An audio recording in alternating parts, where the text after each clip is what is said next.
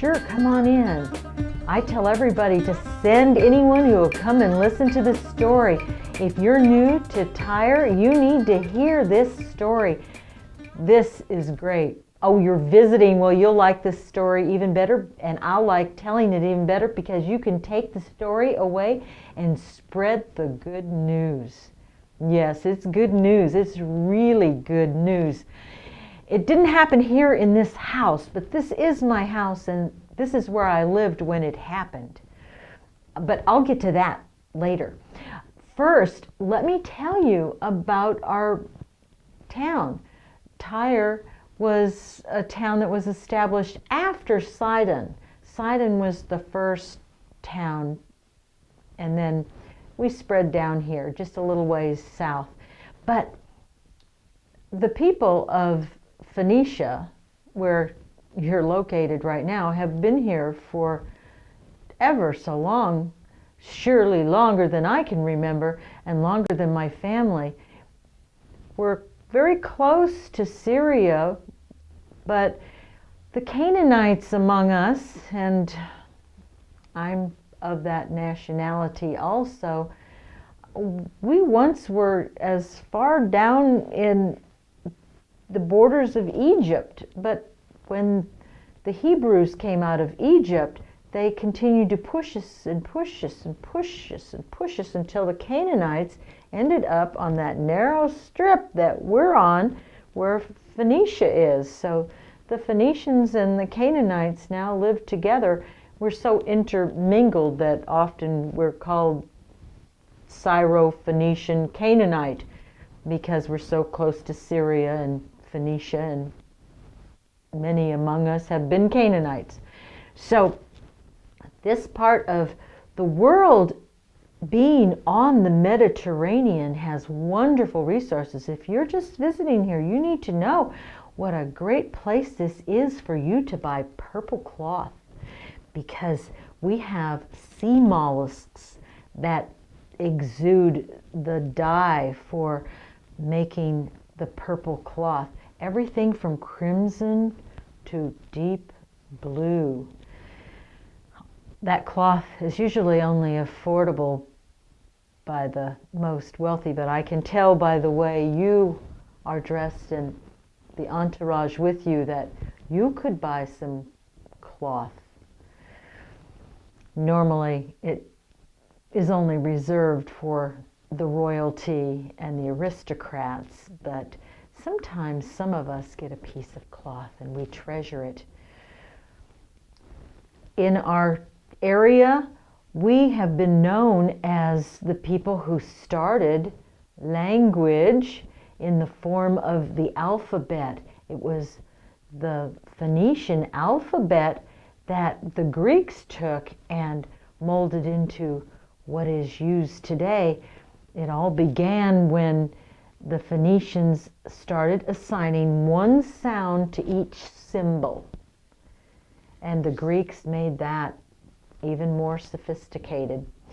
The story is that numbers came from the Phoenicians also, so you can thank us for that. The traders would take their exports to an island or to the sandy beach of a coastal town. They would lay out the woods and the gems and all of their products, and they would write how much it costs in the sand in front of those products. And that's the numbering system, the beginning of the numbering system that we have today.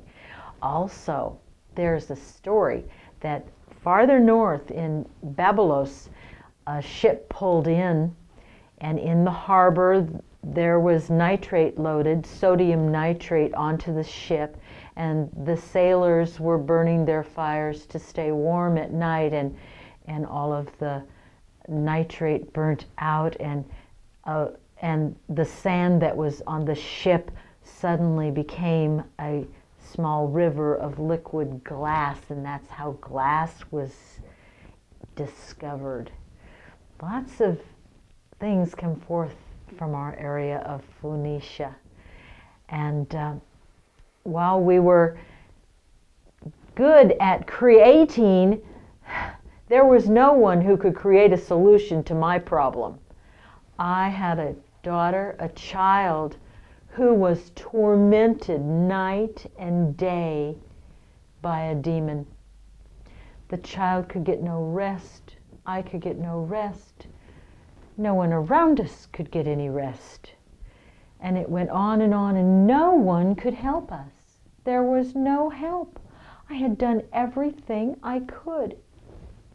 Those in my family had done all they could. Those in my town had done all they could. No help was found for my child. She continued to be tormented by this demon. Then we heard this man had come from Judea. He was a Galilean, and he traveled with his disciples. There were many of them. He had 12 special disciples, and then he had other men and women who traveled with him.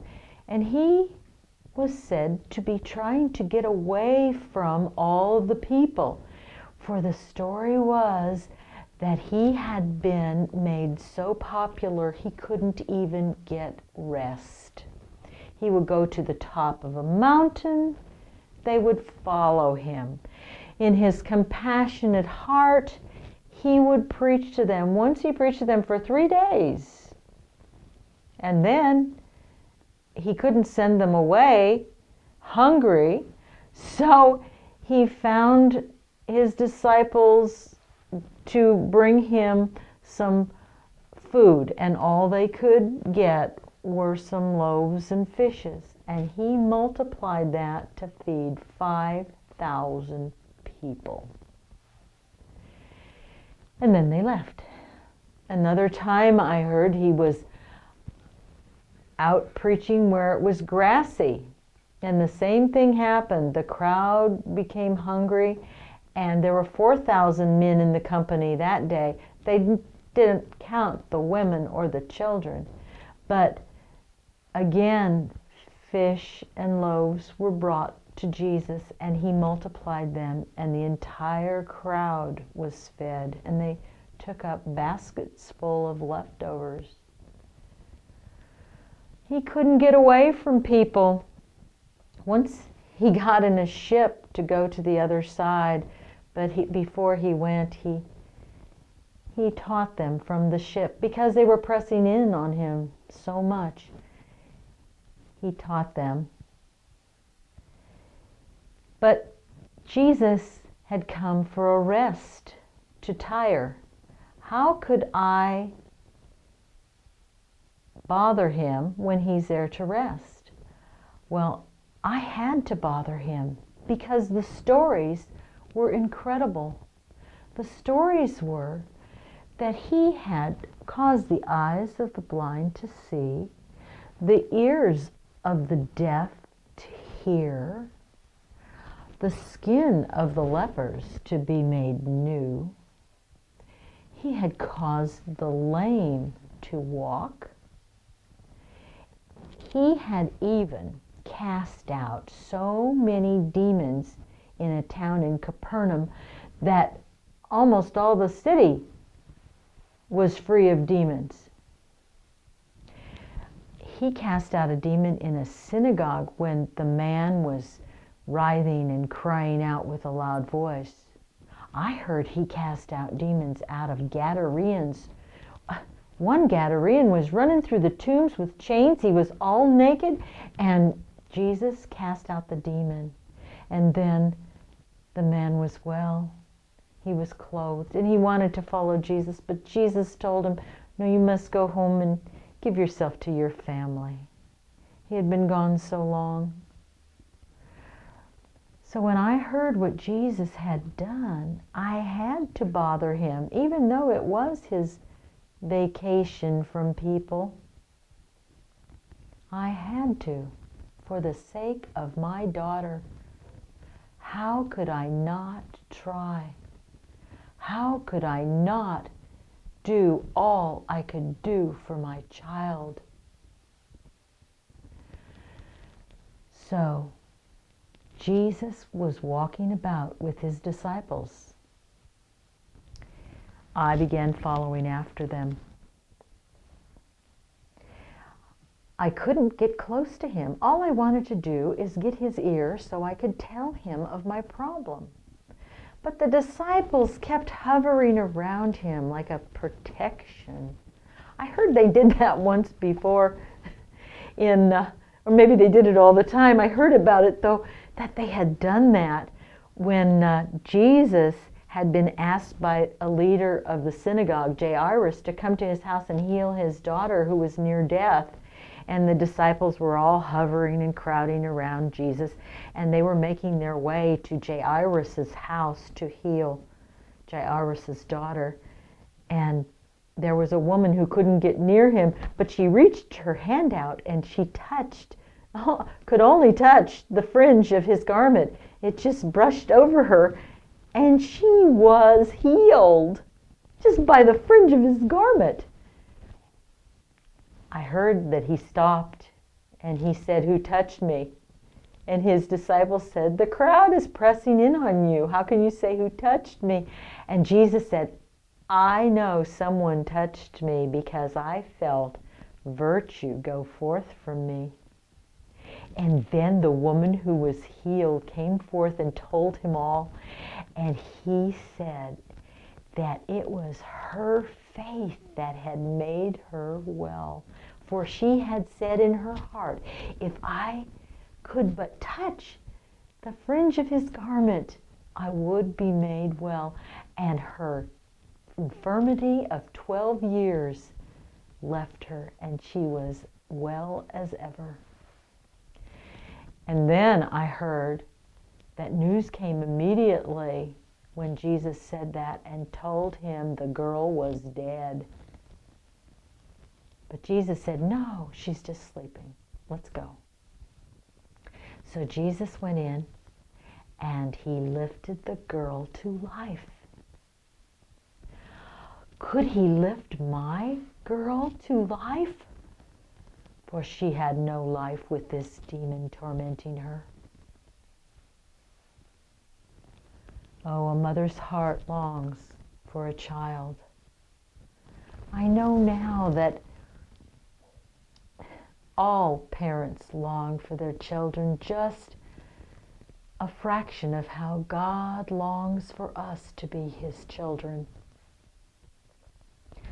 So I continued to follow Jesus and tried to press in on him, but oh, how impossible it was. So I remembered hearing more stories of how people cried out to him. They called him, "Oh, Jesus, Son of David, have mercy on me," a blind man yelled. "Oh, Jesus, Son of David, have mercy on me," he yelled again.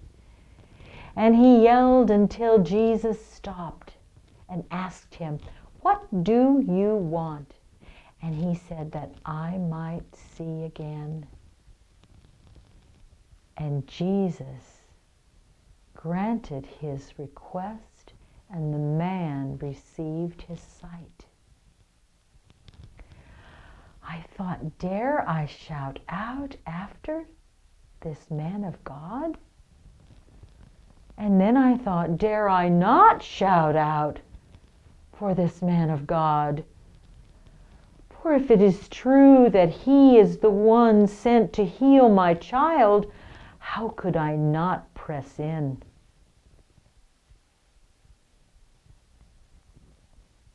So I followed after him, and I began shouting out, "Lord, Son of David, have mercy on me." Nothing happened. He continued to walk. But it had worked for the others that I heard of. "Lord, Son of David, have mercy on me." He continued to walk. Where was his compassion? "Lord, Son of David, have mercy on me." He didn't hesitate. He moved onward. Lord, Son of David, have mercy on me. I committed myself to not stop shouting after him until he would hear my request. But he continued to walk. He continued to move away from me. I was falling behind. His disciples were pressing me away. I continued to call after him. Finally, his disciples said, Jesus, send her away. When they said that, Jesus stopped. Oh, how grateful I am. Jesus stopped. They said, send her away. She keeps calling after us. They were annoyed. Jesus was not annoyed. Jesus stood there, and I was able to make my way to his feet. And I clung to him, and I said, Lord, have mercy on me. My daughter is tormented by a demon. And he explained to his disciples, I am only sent to the lost sheep of Israel. Well, they agreed with that. They were waiting for him to send me away. But I continued, Lord, have mercy on me. My daughter is tormented by a demon. And then he made his way into a house. And I pressed in. I would not be left behind. I would not. And I made my way back to him and made my request again. And he said, it is not right to give the children's bread to dogs. And he took the bread and he broke it. And I saw crumbs fell. And I said, oh, but even the dogs eat the crumbs that fall from under the table of the children. And Jesus looked at me in astonishment, and he looked at his disciples, and he said, great is thy faith, woman. Be it to you as you desire. Go your way. Your daughter is healed. He had called me a dog. I understood that was a derogatory term for Gentiles. Anyone not Jewish to a Jewish person was a Gentile dog. Jews were not allowed to eat with anyone that was not Jewish. They were not allowed to partake ceremonially of anything that was not Jewish. I didn't know why he was in Tyre, because Jews don't associate with other people. Just Jews. They don't even associate with their own Samaritan people, their own cousins. The Samaritans who intermarried with the foreigners who came in to occupy the land are part Jewish and part foreigners. They won't even associate with them. They won't even let them make sacrifices in the temple. They won't even eat with them, and they do call them dogs. So he called me a dog. I was in the same category. Yet he said my faith was great, and he granted my request, and he told me to go my way. It would be just as I desired. Oh, yes. I was willing to have just a crumb from him. That's all I needed. Just a crumb from Jesus. I went my way. I went into my house. My daughter was laying on the bed asleep in peace. The tormenting demon had departed, never to return. Jesus didn't do any other miracles in Tyre. I don't know if anyone else asked him, but no one else received of him. I often wonder, when he said, I'm sent not but to the lost sheep of Israel,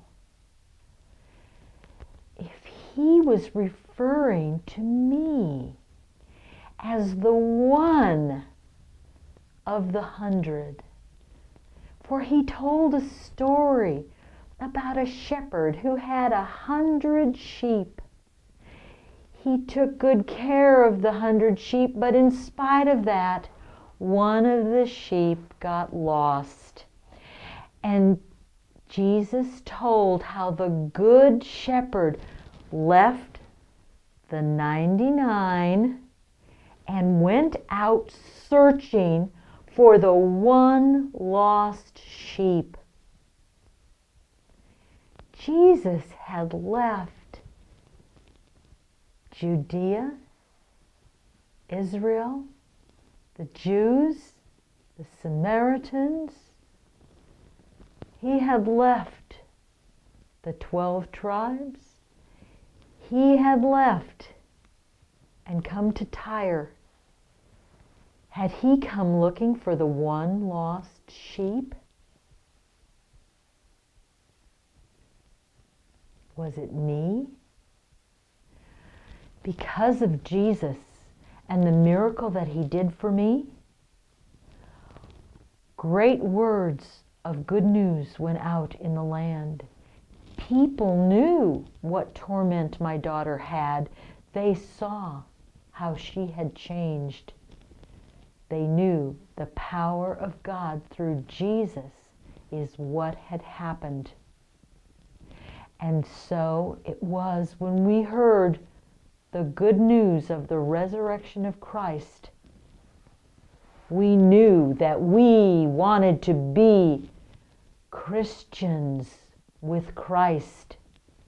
We wanted to be identified with this new tradition, with this man of God who believed in the one true God, not in the gods of the Canaanites, not in the gods of the Syro-Phoenicians, not in the gods of the Phoenicians, not in the gods of the Syrians, the one true God, Yahweh, the God of Abraham, Isaac, and Jacob,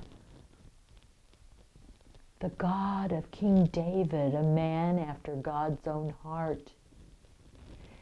We wanted to be with the people who believed in God working through Jesus. And there became many followers in Tyre, many followers of Jesus and his doctrine about God and the kingdom of God. For we knew what he said was true. We heard the words he preached when he preached on the mount that day that he fed the 5,000. And he said, "Blessed are the poor in spirit, for theirs is the kingdom of heaven." We knew it was true that he said, "Blessed are they that mourn, for they shall be comforted." We knew that it was true that he said, "Blessed are the meek, for they shall inherit the kingdom of God in this earth." And he said, "Blessed are they which hunger and thirst after righteousness, for they shall be filled." And he said, "Blessed are the merciful, for they shall obtain mercy." And he said, "Blessed are the pure in heart, for they shall see God. And blessed are the peacemakers, for they shall be called the children of God. And blessed are they that are persecuted for righteousness' sake, for theirs is the kingdom of heaven." And I was poor in spirit, and I was mourning, and I was meek, and I was thirsting and hungering for righteousness, and I was pure in heart, and I was a peacemaker, and I have been persecuted for righteousness' sake. But above all, I have been merciful. Merciful to my daughter, merciful to my town, merciful to those who come. And I have obtained mercy.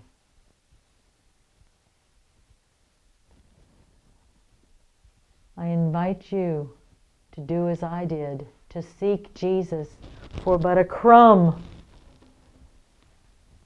that whatever you have faith to believe Jesus can do, he shall do for you. So come now with me. Let us break bread together and look to Jesus, the true bread of life.